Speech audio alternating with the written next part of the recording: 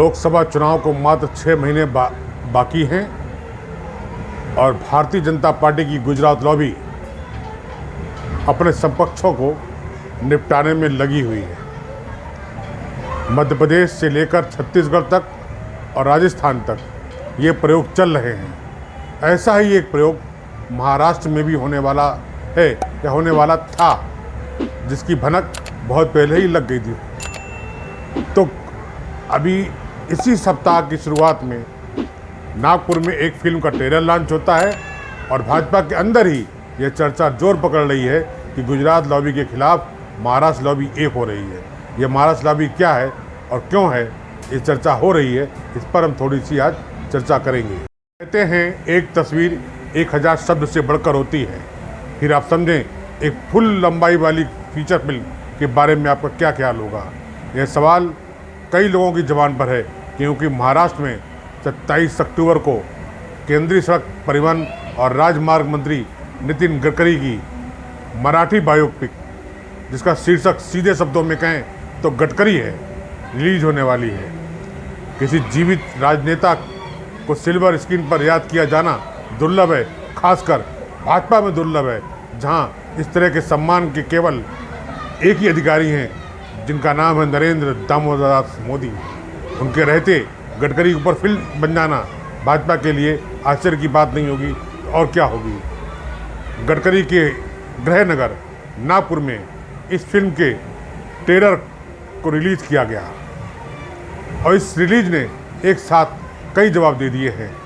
महाराष्ट्र के उप मुख्यमंत्री देवेंद्र फडणवीस के नेतृत्व में और स्थानीय पार्टी विधायकों सहित नागपुर से भाजपा के स्टार ब्रिगेड बड़ी संख्या में इस आयोजन में मौजूद थी, लेकिन न तो गडकरी और न ही कोई गैर नागपुर का भाजपा नेता इस महफिल में शामिल था। मोदी अमित शाह का ब्रह्मांड कई लोगों के लिए कभी संकेत कहानी में एक मोड़ की ओर इशारा करते हैं। पिछले महीने एक कार्यक्रम में गडकरी ने पार्टी नेतृत्व से अपनी दूरी का एक संकेत दिया था और यह संकेत तब दिया था जब उन्होंने अपने सामान्य गुप्त शैली में टिप्पणी की थी। इस लोकसभा चुनाव के लिए मैंने फैसला किया है कि कोई बैनर या पोस्टर नहीं होंगे। समझिए, कोई बैनर या पोस्टर नहीं होंगे। लोगों को चाय नहीं दी जाएगी। मुझे मजबूती से लगता है कि जो लोग वोट देना चाहते हैं वो वोट देंगे, जो नहीं करना चाहते हैं वे नहीं करेंगे। अब ये ना पोस्टर ना फोटो की संकेत अलग हैं। ये फिल्म गडकरी के जीवन के आधार पर बनाई गई है और बनाने वाला जो है वो बहुत ही एक नामालूम सा निर्माता है, अनुराग राजन बुसारी। उसने इसको लिखा भी है और निर्देशित भी किया है। राहुल चोपड़ा इसमें गडकरी का किरदार निभा रहे हैं, वहीं ऐश्वर्या डोरले उनकी पत्नी कंचन गडकरी के किरदार में हैं।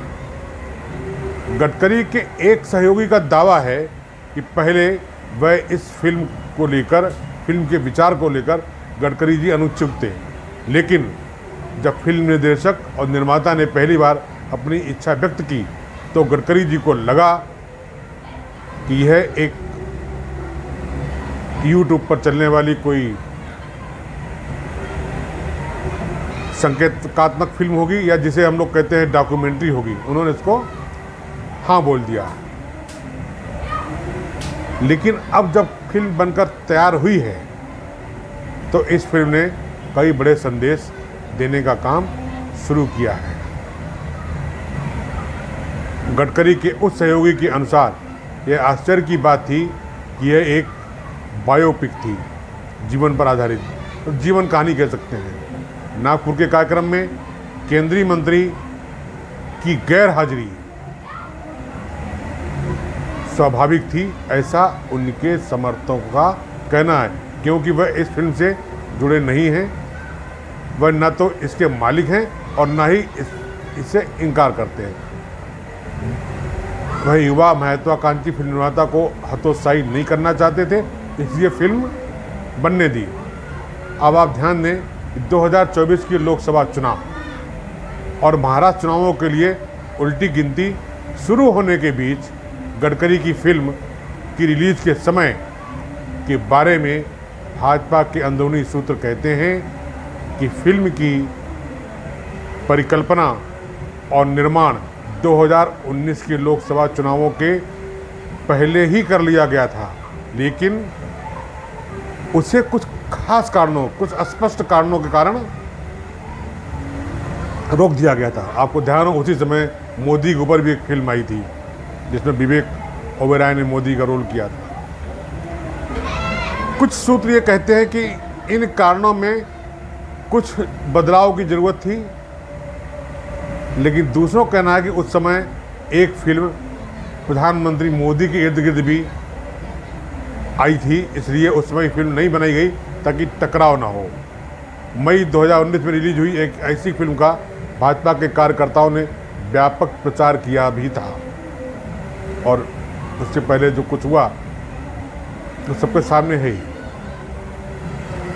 मुंबई और नागपुर के कुछ भाजपा नेता ऑफ द रिकॉर्ड कहते हैं कि गडकरी की फिल्म को राजनीति से जोड़ा जाना नहीं चाहिए, जबकि नागपुर के एक वरिष्ठ भाजपा नेता हैं जो गडकरी को अपना गुरु मानते हैं, वो कहते हैं कि फिल्म का 2024 के लोकसभा चुनावों से कोई लेना देना नहीं है।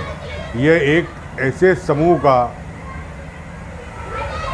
ईमानदार प्रयास है जो गडकरी के जीवन की बारीकियों को लोगों तक पहुंचाना चाहता था, दिखाना चाहता था।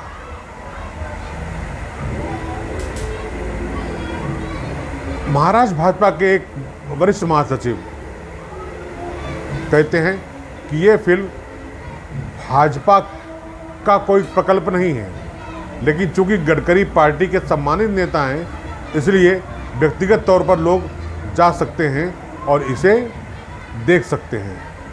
भाजपा इसका प्रचार नहीं करेगी। उनके कहने का लब्बो-लुआब ये था, जैसा नरेंद्र मोदी के लिए किया गया था वैसा इस फिल्म का प्रचार नहीं किया जाएगा। ट्रेलर रिलीज के मौके पर नेताओं ने गडकरी की जो तारीफ करना थी वो की, जिनकी जड़ें नागपुर में बहुत गहरी हैं। शुरुआत आरएसएस से हुई, जिसका मुख्यालय भी नागपुर में ही है, ये सब जानते हैं। वह अब 2 बार नागपुर लोकसभा सीट का प्रतिनिधित्व भी कर चुके हैं और उनके समर्थकों को लगता है कि 2024 में उन्हें फिर से मैदान में उतारा जाएगा। यह तस्वीर है। कुछ लोग कहते हैं जो चर्चा भाजपा में चल रही है, भाजपा का जो शीर्ष नेतृत्व है वो गडकरी को टिकट देने का इच्छुक नहीं है। ये अभी शुरुआती दिन है। जो राजनीति के जानकार हैं वे कहते हैं उम्मीदवारों का पूरा फैसला पूरी तरह से योग्यता के आधार पर किया जाएगा, और ऐसे समय में जब भाजपा के लिए एक एक सीट महत्वपूर्ण हो, तब निश्चित रूप से गडकरी की उम्मीदवारी को काटने की शायद ही कोई जहमत उठाई जाए। ट्रेलर लॉन्च पर बोलते हुए महाराष्ट्र के उप मुख्यमंत्री देवेंद्र फडणवीस ने कहा कि गडकरी राज कपूर की तरह हैं। वह बड़े सपने देखते हैं और वह अपने सपनों को उनके तार्किक अंत तक पहुंचाकर ही दम लेते हैं। उनका नवोन्मेषी और दूरदर्शी नेतृत्व हमारे लिए प्रेरणा है, ये फडणवीस कह रहे हैं। फडणवीस ने केंद्रीय परिवहन मंत्रालय में और पहले महाराष्ट्र में पीडब्ल्यूडी मंत्री के रूप में गडकरी के काम के बारे में बात की और बताया कि गडकरी ने मुंबई पुणे एक्सप्रेस के लिए रिलायंस के 3,600 करोड़ रुपए के टेंडर को खारिज कर दिया था। उन्होंने इस परियोजना को 1,600 करोड़ रुपए में पूरा किया। नागपुर में कम उम्र से ही गडकरी के साथ मिलकर काम करने के बारे में बताया कि कैसे 66 साल के गडकरी ने एक बार टूटे हुए पैर के साथ प्रचार किया था ताकि महानगर पालिका में भाजपा की जीत सुनिश्चित की जा सके। मतलब फडणवीस साहब गडकरी की तारीफों के पुल बांध रहे थे। अब यहाँ बात यह है कि मैंने महाराष्ट्र लॉबी की बात की थी। अगर फडणवीस आज महाराष्ट्र के मुख्यमंत्री नहीं बन पाए हैं तो उसके पीछे गुजरात लॉबी ही है। तो दूसरा एक कहानी ये भी है कि अगर भाजपा 272 सीटों से नीचे रह गई, ऐसे में नागपुर लॉबी गडकरी का नाम आगे करके सत्ता बनाने की कोशिश करेगी। मतलब गुजरात कंपनी को बढ़त नहीं दी जाएगी। ये तभी है जब गडकरी जी चुनाव लड़ें और भाजपा 272 के आंकड़े से नीचे रहे। अगर 272 का आंकड़ा आता है तो फिर गुजरात लॉबी मोदी को ही प्रधानमंत्री बनाने का प्रयास करेगी।